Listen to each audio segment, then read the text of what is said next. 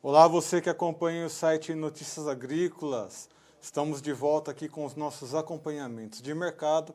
Dessa vez a gente vai trazer um acompanhamento aí de um mercado que faz recentemente que a gente está explorando esse mercado aqui, que é o mercado de cacau. Mas antes da gente começar essa entrevista, vale lembrar para você que nos acompanha de nos acompanhar também em todas as nossas redes sociais.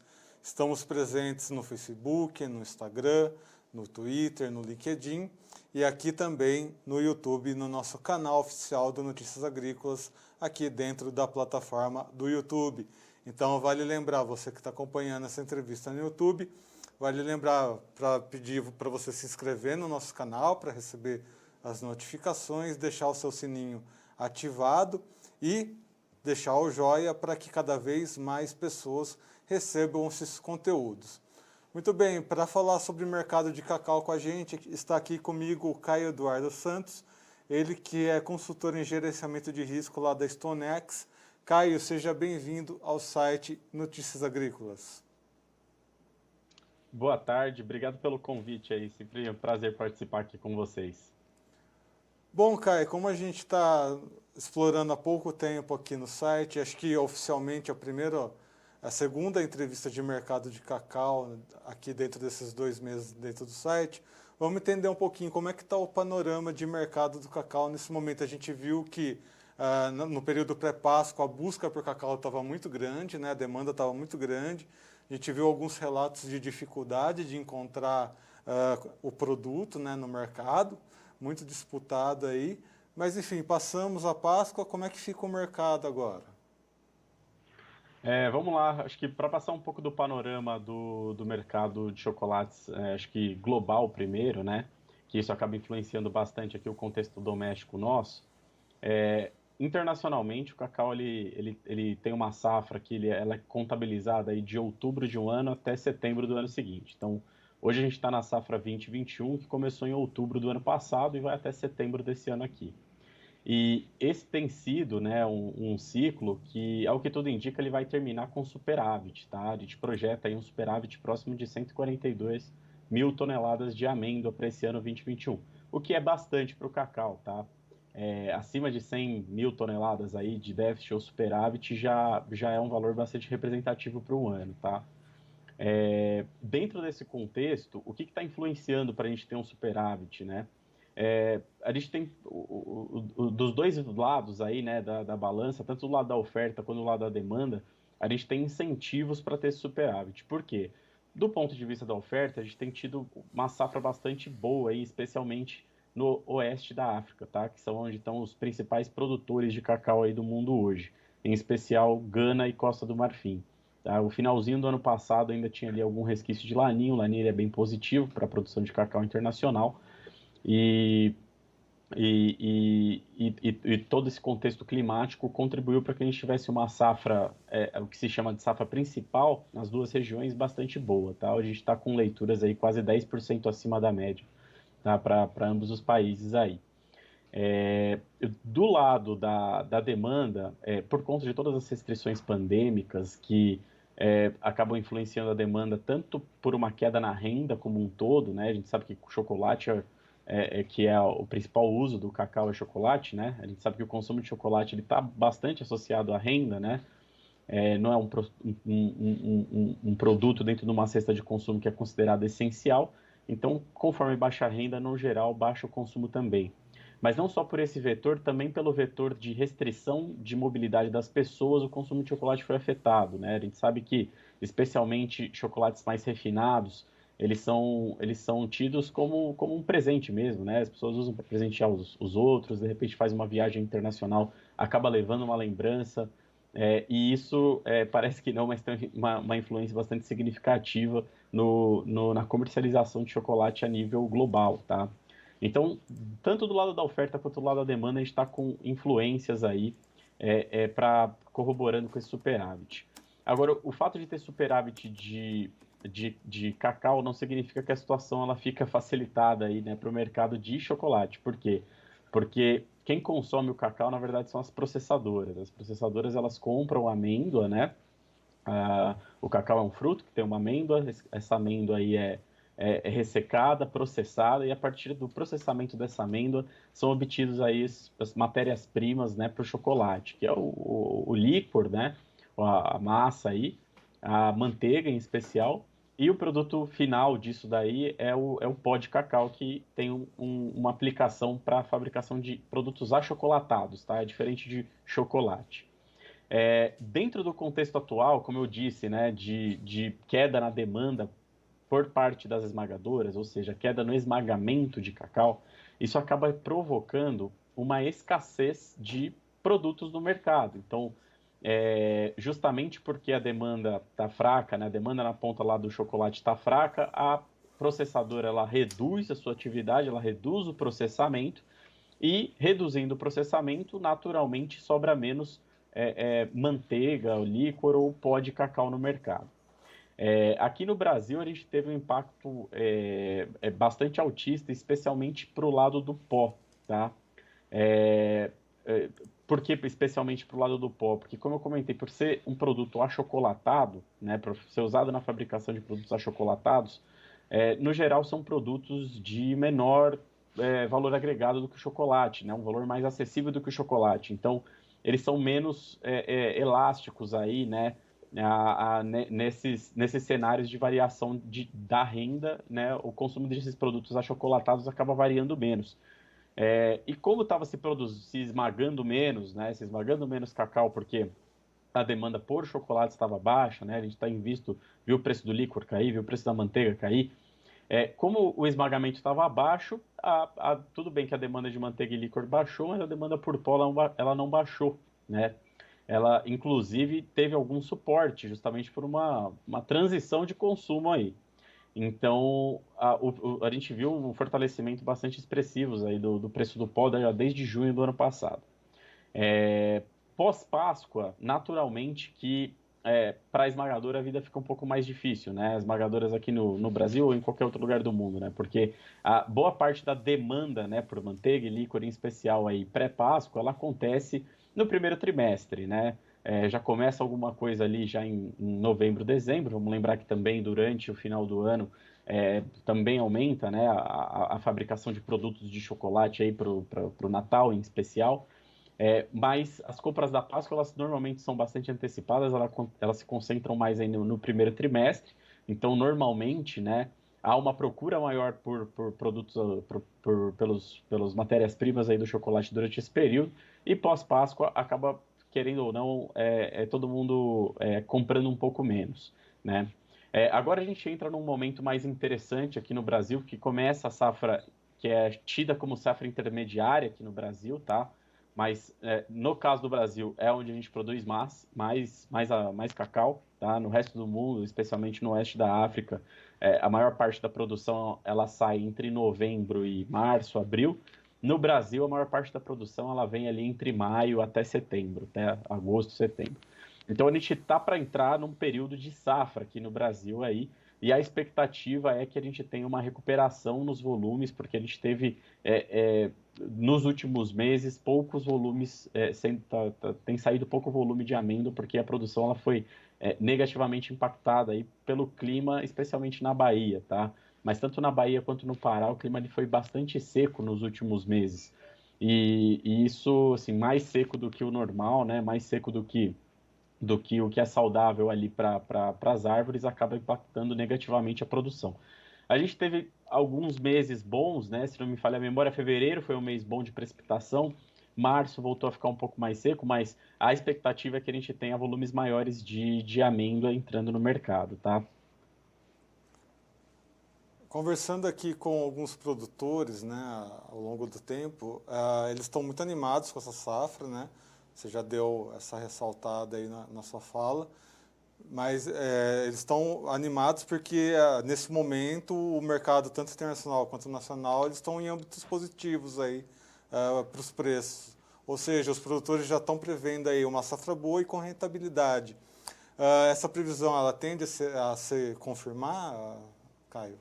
Eu acredito que sim, tá? Eu acho que a grande discussão aqui é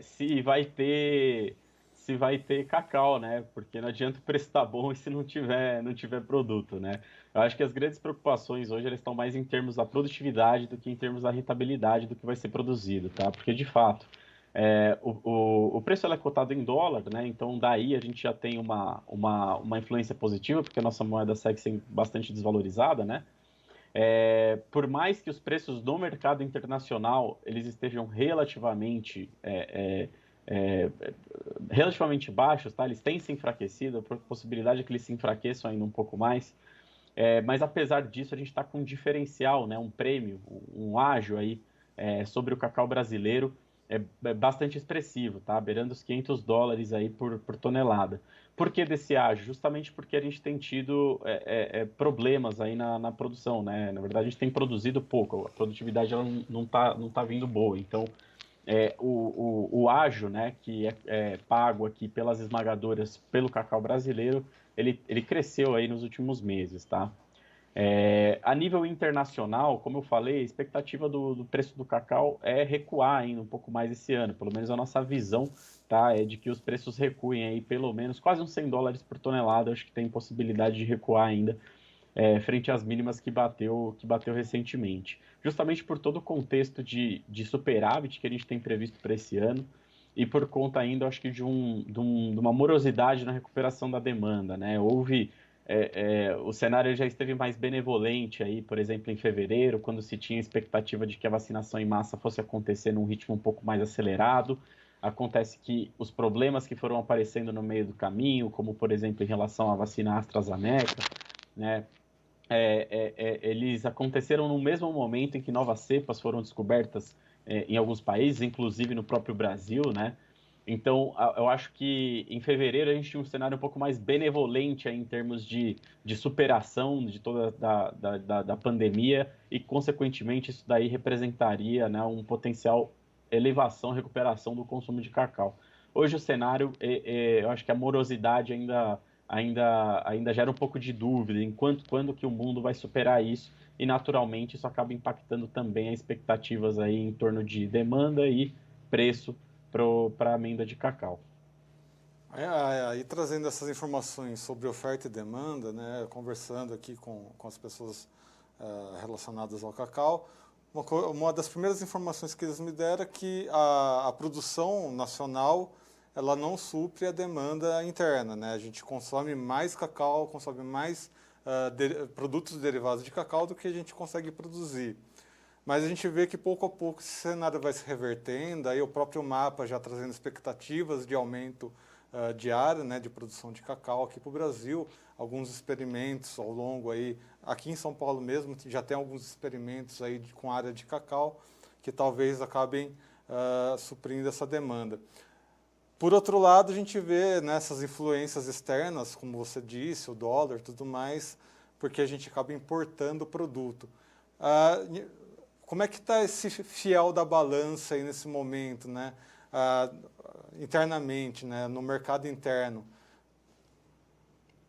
Olha, assim, o Brasil ele é deficitário em cacau, tá? Apesar da gente ocupar uma posição, esse ano o Brasil está produzindo um pouco menos, eu acho que a gente deve ainda estar ao redor de sexto lugar como maior produtor do mundo, tá? A gente é o sexto maior produtor de cacau do mundo. Tudo bem que os dois primeiros, eles produzem mais que a metade aí, tá?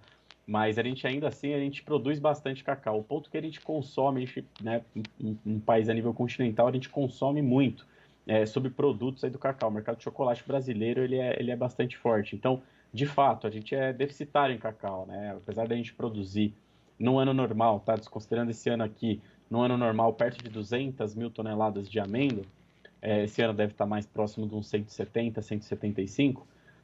A gente, em geral, o Brasil ele moe cerca de 250 mil, tá? Então a gente ainda precisa importar aí todo ano alguma coisa de cacau. Esse ano, assim, por um lado, né, o cenário internacional, a gente está falando ainda de um contexto de bastante disponibilidade, tá? A nível global, né, como eu falei, a gente está falando de um superávit, mas no lado do contexto interno, a gente está com uma produção um pouco menor. Então, a gente provavelmente, né, Em março já teve um nível de importação relevante, né? E provavelmente a gente ainda esse ano pode ser que tenha que importar volumes maiores do que o normal.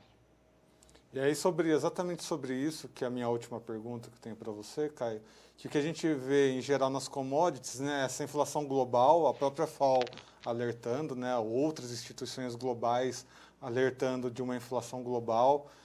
Hoje a gente vê o próprio milho, soja, né, em preços assim nunca antes vistos. Como é que está sendo isso para o cacau? Há esse gap dentro do mercado de cacau também, por causa de oferta e demanda, uma certa inflação ali com relação aos preços? É, eu acho que a gente observou isso desde o final do ano passado.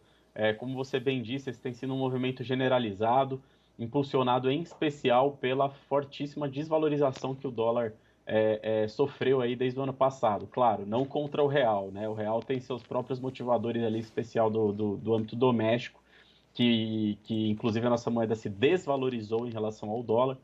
Porém, a nível global, né, o dólar, quando comparado com outras moedas, em especial moedas fortes, tá, como o euro, libra e por aí vai, houve uma desvalorização do dólar desde do ano passado por conta dos estímulos aí gigantescos que o governo norte-americano que disponibilizou. Então, isso provocou um efeito altista para as commodities, tá? Como um todo, a gente viu a categoria de especuladores, né? Porque commodities, quando se fala de futuros, né? Derivativos agrícolas, é um tipo de investimento que é tido como uma categoria de investimento, né? Um produto financeiro que é tido como uma categoria de investimento. Então, existem especuladores, assim como existem especuladores em ações, juros e por aí vai, existem especuladores que operam commodities. Esse movimento de forte desvalorização do dólar provocou, né, um movimento aí de intensa compra de diversas commodities aí por parte de especuladores. Isso gerou, né, impulsionou ainda mais. Claro que cada commodity tem sua particularidade. Tinha commodity que era para subir de preço mesmo, mas querendo ou não, todo esse movimento ele ganhou ainda mais tração com essa compra dos especuladores aí, motivada por uma questão mais macroeconômica, né? Para o cacau isso também aconteceu, tá? Desde o final do ano passado a gente viu o cacau com bastante resiliência para cair, apesar de já ter uma expectativa de superávit, que em geral pressiona o preço para baixo, ele teve bastante resiliência para cair. Em fevereiro desse ano, como eu comentei, como se tinha uma expectativa de avanço mais rápido da vacinação, o preço ele voltou a ganhar atração novamente através de, né, muito impulsionado aí pela compra dessa categoria que são os especuladores. Quando o cenário, especialmente o encerramento da safra principal, foi se aproximando, né, no oeste da África, com números, como eu comentei, de produção bastante forte, como o avanço da vacinação foi perdendo um pouco de tração, né, foi crescendo a dúvida em relação a que capacidade que o mundo vai conseguir atingir níveis seguros aí de vacinação. Conforme isso foi se materializando, os preços eles voltaram a cair, aí sim, mais influenciado pelos fundamentos, né, do que pelo contexto macroeconômico ou as expectativas em torno da demanda futura, né? Ele foi caindo mais pelas pressões que hoje a gente enxerga, né, por conta do tamanho dos estoques, né? Os estoques certificados da ICE, né, que é a referência aí de cotações futuras do cacau dos Estados Unidos, eles têm crescido bastante. O preço no spot, né, o preço do mercado físico aí da amêndoa nos principais produtores, Costa do Marfim, Gana, Nigéria, estão entre 10 a 14% abaixo da média dos últimos 5 anos, né, justamente porque a gente tá num contexto de superávit, né? Então eu acho que isso ainda vai continuar pesando mais sobre os preços do cacau ainda esse ano. Muito bem. Eu conversei aqui então com o Eduardo, com o Caio Eduardo Santos, consultor Isso aí. lá da Stonex. Caio, obrigado pelas suas informações. Seja sempre bem-vindo aqui ao site Notícias Agrícolas. Muito obrigado, uma excelente tarde para todos vocês. Um abraço. Uma boa tarde para você também, Caio. Conversamos aqui então com o Caio, trazendo informações aí sobre os mercados de cacau e chocolate, né? Esses mercados que a gente tem trazido recentemente aqui para o site Notícias Agrícolas, para que você também seja bem informado sobre esse mercado, que não deixa de ser importante aqui para nós brasileiros, né? O cacau faz parte dos nossos agronegócios. Muito bem, lembrando que estamos em todas as redes sociais, então nos siga no Twitter, no Facebook, no Instagram, no LinkedIn. E você que está assistindo essa entrevista pelo YouTube, lembrar aí de se inscrever no canal, ativar o sininho para receber as notificações e deixar o like para que cada vez mais pessoas recebam as notícias aqui do site através do YouTube, as nossas entrevistas no momento em que elas acontecem ao vivo aqui no nosso canal oficial dentro da plataforma YouTube. Muito bem, eu sou Erickson Cunha, vou ficando por aqui. Até a próxima. Um abraço.